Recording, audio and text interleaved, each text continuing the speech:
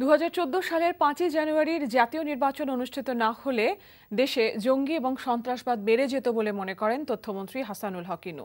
একই সাথে তিনি বলেন, জেএমবি সদস্য মারজানের মতো বাকি জঙ্গিদের পরিণতি একই হবে।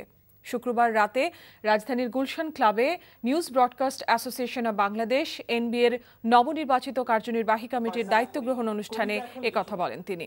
গত 2রা সেপ্টেম্বর অনুষ্ঠিত হয় এনবিএর তৃতীয় ইসি কমিটির নির্বাচন। অনুষ্ঠানে এনবিএর পুনর্নির্বাচিত সভাপতি এবং এনটিভির সিনিয়র নিউজ প্রেজেন্টার মুনিরুল ইসলাম সহ কমিটির অন্যান্যরা উপস্থিত ছিলেন।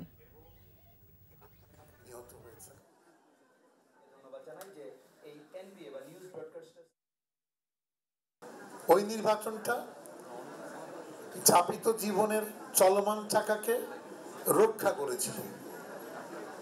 ওই নির্বাচনটা ভয়ভীতি জঙ্গি সন্ত্রাসের কাছে আত্মসমর্পণ করেনি।